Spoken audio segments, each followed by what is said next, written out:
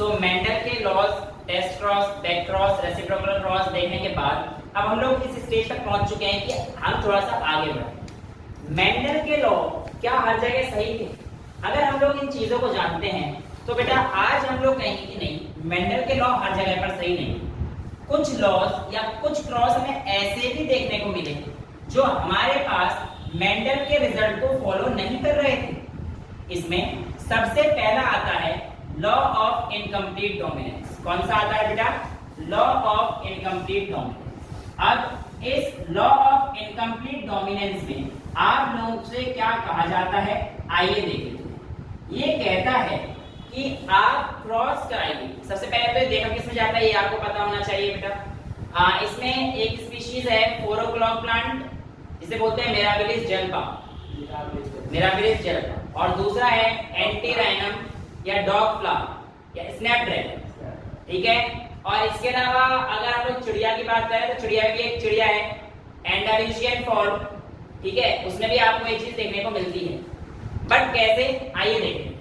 सबसे पहले अगर मैं स्नैपड्रैगन के रेड कलर फ्लावर, यानी कि मेरे को क्या लेना पड़ेगा, प्योर होमोजाइगस। हम लोगों को ये पता है कि हम लोगों को प्योर प्लांट से शुरुआत करनी है।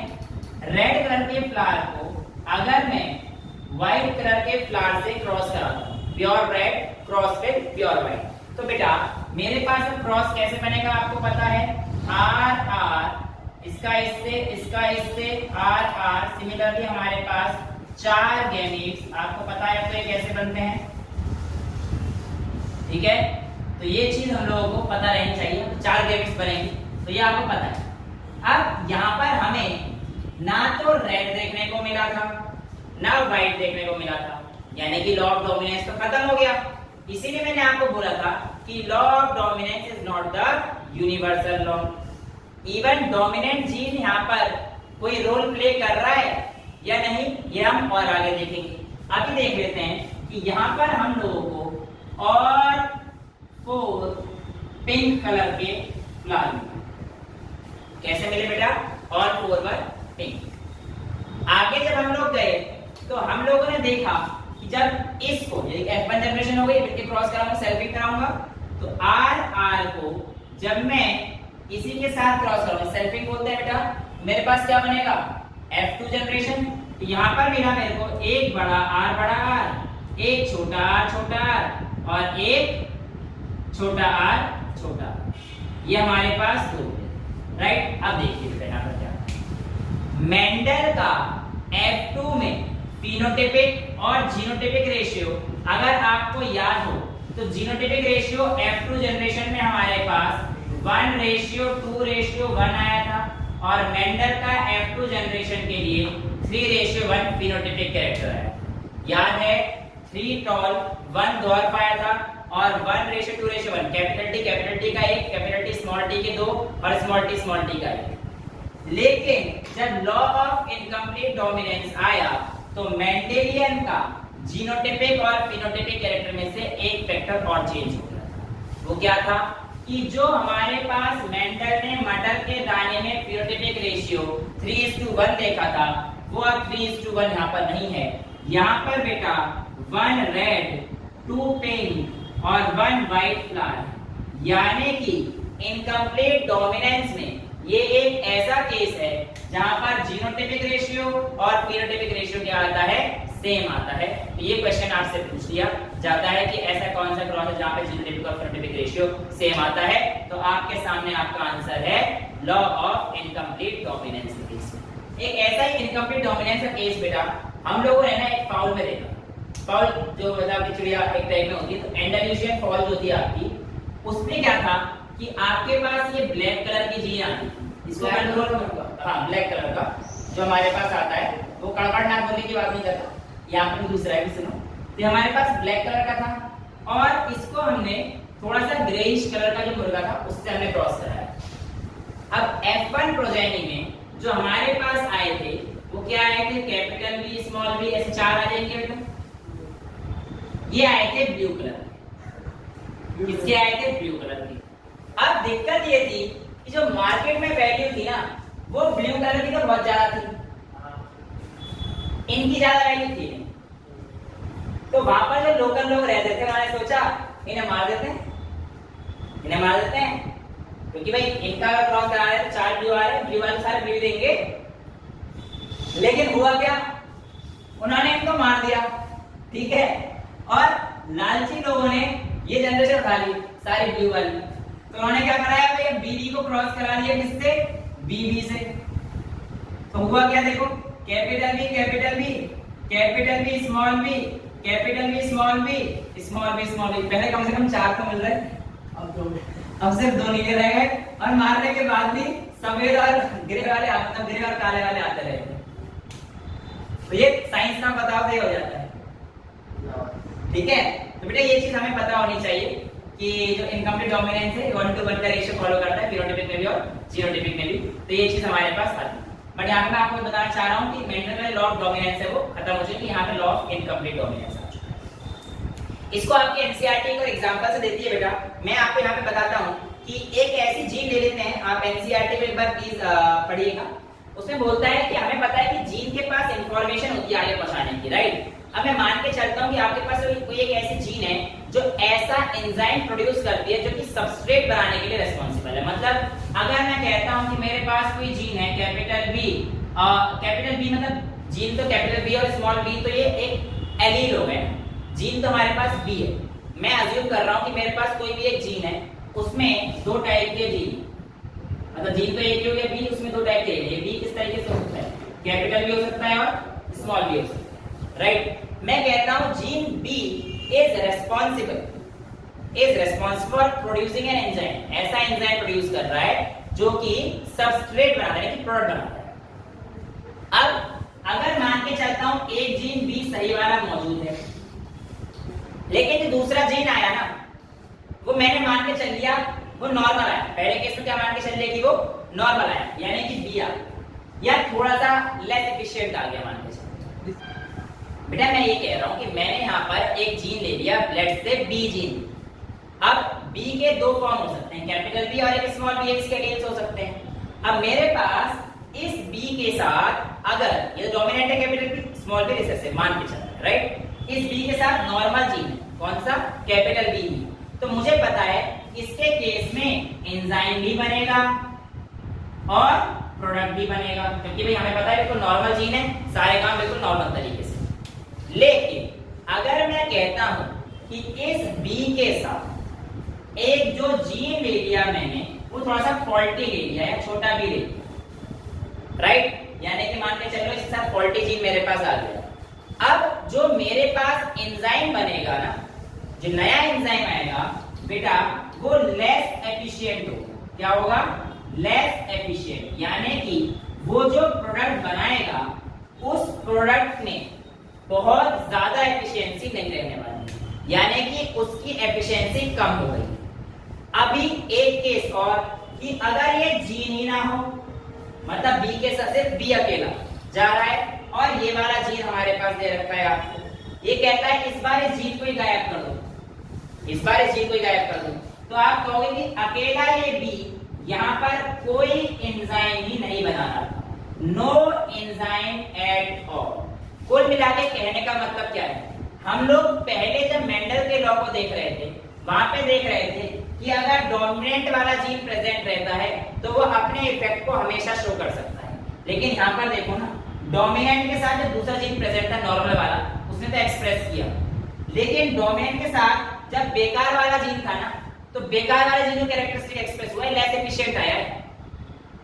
बढ़िया वाला जीन होगा तो फिर अगर ये डोमिनेंट होगा तो बढ़िया ही आता है ना, पर बढ़िया तो आया नहीं, एफिशिएंसी कम हो गई, तो इसका मतलब छोटा वाला जीन या फिर बेकार वाला जीन, फॉल्टी जीन यहाँ पे रोल प्ले कर रहा है। और जब ये जीन ही नहीं था दूसरा वाला, यहाँ पे एंजाइम प्रोड्यूस नहीं हुआ, यानी कि यहाँ पे रिसेसिव जीन खेल गया, यहाँ पे रिसेसिव जीन खेल गया। तो ऐसा लॉ ऑफ डोमिनेंस जो हमने पढ़ा था कि डोमिनेंट जीन ही अपना इफेक्ट दिखाएगा, अपना कैरेक्टर शो करेगा, ये चीज यहाँ पर भी आकर गलत प्रूफ हो गई।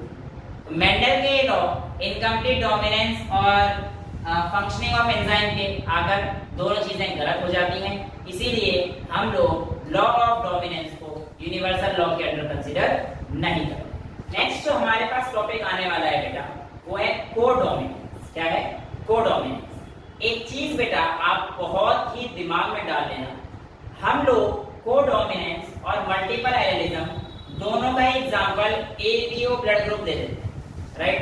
बट ऐसा नहीं है। पहले तो मैं आपको एक डिफरेंस क्लियर कर देता हूं कि डिफरेंस है। सबसे पहले मैं आपको बताता हूं कि कोडोमिनेंस क्या है, और अगर आपसे बोलता है कि कोडोमिनेंस का एग्जांपल ABO ब्लड ग्रुपिंग है, ठीक है बट परफेक्ट नहीं है। रीजन क्या है अभी आपको कुछ देर में समझ में आ जाएगा। एक्चुअल में कोडोमिनेंस में सिर्फ AB ब्लड ग्रुप है, ओ यहाँ पर यूज नहीं करेंगे। जब आपका ABO ब्लड ग्रुपिंग अगर आप बोल देंगे तो इसका मतलब वो फिर मल्टीपल एलिज्म का केस आएगा। कैसे, यह आपको थोड़ी देर में भी समझ आ जाएगा। पहले हम लोग समझते हैं होता क्या। हमारी ह्यूमन बॉडी के जो ब्लड ग्रुप है यानी कि A, B, AB, O, ये सब एक आई जीन कंट्रोल करती है। कौन सी जीन कंट्रोल करती है? आई जीन कंट्रोल करती है। ह्यूमन बॉडी का जो ब्लड होता है, अगर मैं आपसे कहूं कि जो उसका प्लाज्मा मेम्ब्रेन है वो कुछ शुगर प्रोड्यूस करता है, और वो शुगर कोई जीन कंट्रोल करती है, और वो जीन कौन सी है? आई।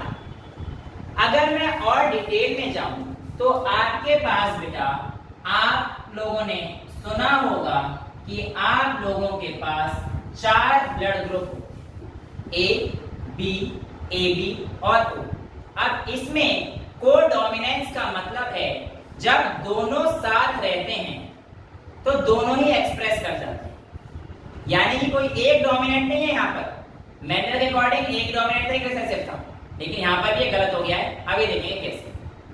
सबसे पहले हमारे पास ये आई जीन बेटा ऐसे समझिए कि ए बॉडी के लिए इस तरीके से रहती है, यानी कि जो आपके पास ब्लड ग्रुप ए आएगा उसमें आई ए जीन रहता है। बी के लिए आपके पास बी रहता है, और छोटे वाले के लिए हमारे पास छोटा आई। इस टाइप से इसकी मॉडिफिकेशन हो सकती है, जिसमें आई ए जीन शुगर प्रोड्यूस करता है, आई बी जीन शुगर प्रोड्यूस करता है, बट छोटा वाला आई कोई शुगर प्रोड्यूस नहीं। अगर आप मुझसे पूछेंगे कि सर शुगर कौन सा प्रोड्यूस करता है, तो मैं आपको बता देता हूं कि जो आई ए जीन है ये प्रोड्यूस करता है N acetyl गैलेक्टोसमाइल transferase enzyme.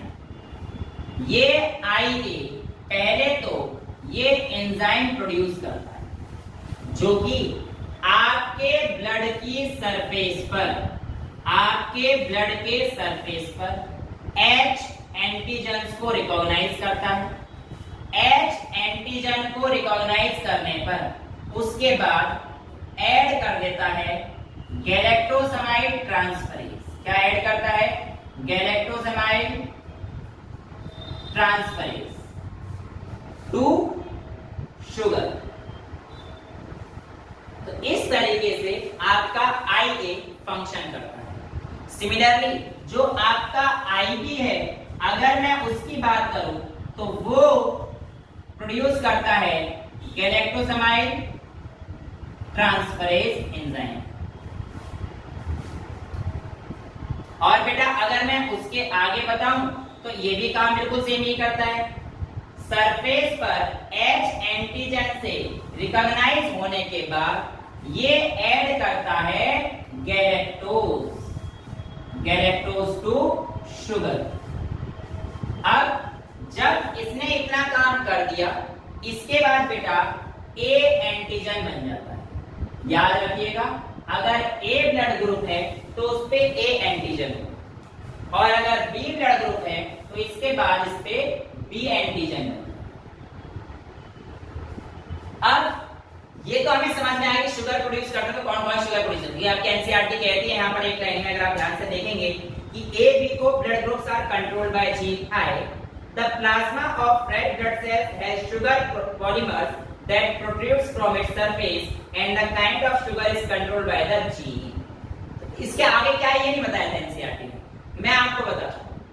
Correct है, कोई भी लाइन छूटनी नहीं चाहिए। जहां पे छूटती है आपको लगता है मेरे से मिस्टेक हो गई तो आप बता दो, उसमें कोई दिक्कत नहीं। अगर आप पढ़ के आते हो मैं अगली क्लास में आपको बता दूंगा। ओके, सो ये हमारे पास बताया गया है किस तरीके से काम करता है। बट आप देखते हैं कि आप लोगों से कहता है कि क्रॉस बना के दिखाइए कि A ब्लड ग्रुप ने O ब्लड ग्रुप से शादी करी है, तो पहले इनको देख लेते हैं कि ब्लड ग्रुप कैसे आता है। आपको ये चीज तो समझ में आ गई है कि यहाँ पे हमारे पास तीन तरीके के जीन आ रहे हैं। देखो, जब आपके पास ए ब्लड ग्रुप होता है तो यहाँ पर आप ऐसा समझिए दोनों जीन IA हो सकते हैं, यानी कि ये हमारे पास क्या आ गया है, ए ब्लड ग्रुप। जब आपके पास बी ब्लड ग्रुप आएगा तो बेटा आपके पास दोनों जीन IB हो सकते हैं, तो ये आपके पास क्या आ गया है, डी ब्लड ग्रुप। जब बेटा आपके पास AB ब्लड ग्रुप होंगे तो यहाँ पर आप लोग IAIB दोनों जीन आएंगे और दोनों ही जीन अपने आप को एक्सप्रेस कर चुके हैं, और बेटा सिर्फ इसी कंडीशन को हम लोग कोडोमिनेंस कहते हैं, यानी कि दोनों प्रेजेंट हैं और दोनों ही डोमिनेंट फैक्टर अपने आप को एक्सप्रेस कर चुके हैं, सिर्फ इसी का नाम कोडोमिनेंस है। पूरे टॉपिक में अगर हमें समझें कोडोमिनेंस के, तो कोडोमिनेंस तो यही है। हम लोग ब्लड ग्रुप अलग से पढ़ रहे हैं, बात अलग है, बट अगर हम लोग कहते हैं कि codominance is shown by ABO blood grouping, नहीं, O का यहाँ पे रोल नहीं है, AB blood group codominance show करता है, ठीक है, पर ठीक है वो ABO के अंदर ही आ रहा है, इसे सही कर देते हैं, बट स्पेसिफिक रहोगे तो AB शोस कोडोमिनेंस। अच्छा, इसमें आपको अगर बताया जाए तो अगर IA और छोटा I रहेगा तो भी A ब्लड ग्रुप ही है, यानी कि यहाँ पर A किसकी तरह काम कर रहा है, डोमिनेंट जीन की तरह काम कर रहा है। सिमिलरली यहाँ पर भी अगर मेरा IB और I आएगा तो भी मेरे पास क्या रहेगा बेटा, हमारे पास B ब्लड ग्रुप रहेगा। अब अगर मैं यहाँ पर बात करता हूँ ह्यूमन बॉडी के ABO ब्लड ग्रुपिंग में कितने फिनोटाइप और कितने जीनोटाइप हैं, तो आपको पता रहना चाहिए। अगर आप ध्यान से देखेंगे तो आप पाएंगे कि आपके पास A, B, AB ये तो तीन फिनोटाइप हो गए, पर कहीं ये ना कहीं ये भी तो सही होगा कि सर ये दोनों जीन रिसेसिव जीन आपस में आ जाएं। यस, वहां पर केस आता है O का, और यहाँ पर हमारे पास छोटा I और छोटा I मौजूद रहता है। अब बेटा मैंने आपको बताया जहां पर IA होगा यहाँ पर एंटीजन कौन सा होगा बेटा, A एंटीजन, तो इसके पास A एंटीजन होता है, इसके पास B एंटीजन होता है, इसके पास दोनों एंटीजन होते हैं, और इसके पास कोई एंटीजन नहीं होता है। ये आपको अकॉर्डिंग एज पर थ्योरी समझ में आ जाना चाहिए।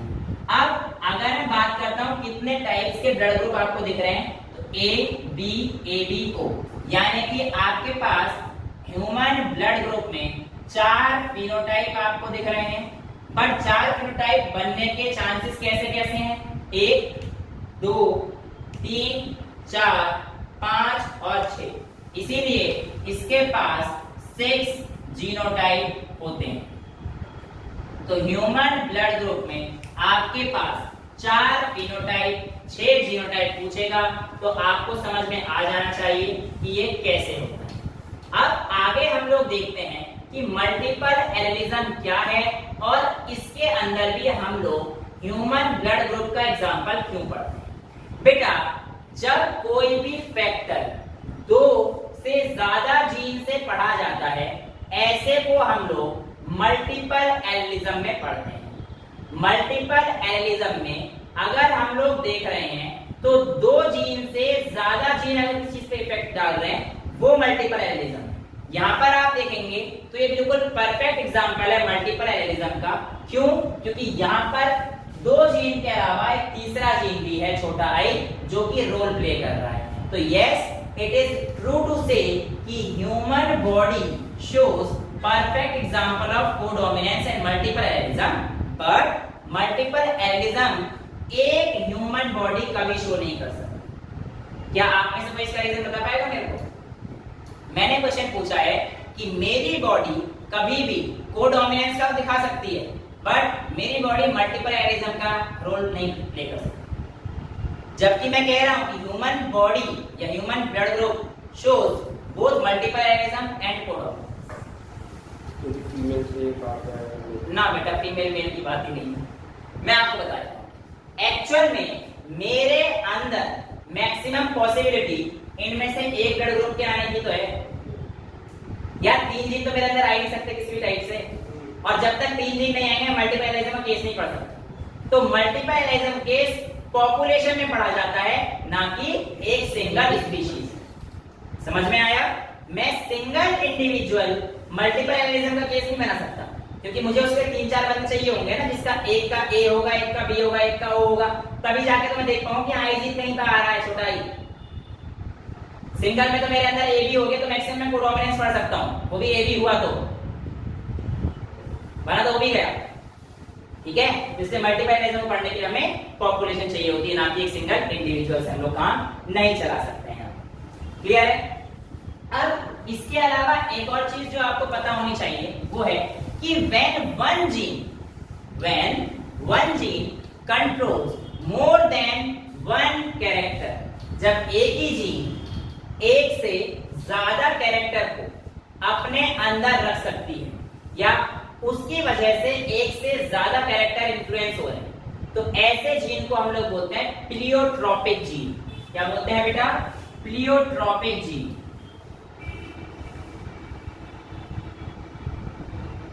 प्लियोट्रॉपिक जीन एग्जांपल ही बता रहे हैं, रुक जा बेटा, सब देंगे, सब्र रख, बोलते हैं सब बताएंगे, टेंशन क्यों ले रहे। अब मैं कह रहा हूं कि एक जीन एक से ज्यादा फैक्टर को कंट्रोल कर रहा है, राइट। अब यहां पर देखते हैं कैसे। मान के चल लीजिए मैं आपसे कहता हूं, किसी बीवी वाले जो एग्जांपल दिया था उसको उठा लेता हूं, राइट। मैं कहता हूं कि जब आपके पास कैपिटल बी टाइप का कोई सीड आएगा तो यहां पर उस सीड की शेप होगी राउंड और इसके अंदर स्टार्च कंटेंट भी बहुत ही बढ़िया होगा, इसके अंदर स्टार्च कंटेंट भी बहुत ही बढ़िया होगा। अब मैं आपसे कहता हूं जब ये बी ना होकर अगर मैं कहता हूं ये कैपिटल बी और छोटा बी होगा, थोड़ा सा राउंड तो था बट स्टार्च कंटेंट इस बार कम हो जाएगा। जीन तो अभी भी एक ही है ना, बी जीन, ये तो एलईडी तो है, कैपिटल बी और स्मॉल बी, तो जीन तो बी ही है ना। सिंगल जीन बी यहां पर दो चीजों को कंट्रोल कर रही है, एक तो सीड के शेप को और एक अमाउंट ऑफ स्टार्च। अगर यहां पर छोटा भी आ जाता है तो सीड भी रिंकल्ड हो गया और स्टार्च तो मतलब बिल्कुल था ही नहीं, मतलब बहुत ही कम था और कम हो गया, बेकार ही हो गया। तो यहां पर आप देख रहे हो कि एक जीन एक से ज्यादा इफेक्ट को प्रोड्यूस कर रहा है, यानी कि वो सीड का शेप भी डिटरमाइन कर रहा है और सीड के अंदर का स्टार्च ही बता रहा है। ऐसे इफेक्ट को हम लोग बोलते हैं प्लियोट्रॉपिक इफेक्ट, और उस जीन को हम लोग क्या बोलते हैं? Pleiotropic gene. कोडोमिनेंस का अगर मैं आपको बताता हूं एक एग्जांपल और, तो कोड कलर इन एनिमल्स भी कई बार आ जाता है। कोड कलर से एनिमल्स में क्या होता है कि कुछ एनिमल काले होते हैं, कुछ एनिमल सफेद होते हैं। जब उनकी क्रॉस कराते हैं तो आपने देखा होगा कि एनिमल्स के बॉडी पर ना सफेद ना काले धब्बे धब्बे आ जाते हैं। Incomplete dominance. हाँ, तो इनकम्प्लीट डोमिनेंस नहीं, कोडोमिनेंस बोलेंगे, दोनों आगे इकट्ठे एक्सप्रेस हो गए ना बेटा। इनकम्प्लीट क्यों बोलो? इनकम्प्लीट में तो क्या था कि पेरेंट्स से रिजेंबल ही नहीं करे थे, F1 जनरेशन में पेरेंट्स से रिजेंबल नहीं करे थे, रेड और व्हाइट का कोई था ही नहीं ना बेटा, वो इनकम्प्लीट डोमिनेंस थोड़ी है, ये कोडोमिनेंस है कि व्हाइट और ब्लैक दोनों ही। मतलब मान के चलो एक गाय थी, एक गाय में पहले कैपिटल बी ब्लैक था, स्मॉल बी ये था, लेकिन जो हमारे पास ये वाली गाय आई इसमें क्या थे? गाय तो सफेद थी पर उसी पर ब्लैक पैचेस थे, समझ गए? तो ये किसका एग्जांपल हो गया? कोडोमिनेंस का हो गया। इनकम्प्लीट डोमिनेंस का केस तो अलग हो गया ना, जहां पे हमारे पास पेरेंट्स से F1 जनरेशन में रिजेंबल ही नहीं कर। समझ में आ रहा है? तो दिस इज हाउ आपके जो टॉपिक है कौन से? इनकम्प्लीट डोमिनेंस, क्लियर है। दूसरा हमने कौन सा पढ़ा बेटा? कोडोमिनेंस, उसमें ब्लड के शुगर सारे चीज हम लोगों ने पढ़ ली है, इतना डिटेल में आपको दिया नहीं बट आपको पता होना चाहिए, ठीक है। नेक्स्ट हम लोगों ने कौन सा पढ़ा? मल्टीपल एनालिज्म, और उससे अगला हमने कौन सा पढ़ा? प्लियोट्रॉपिक इफेक्ट या प्लियोट्रॉपिक जीन।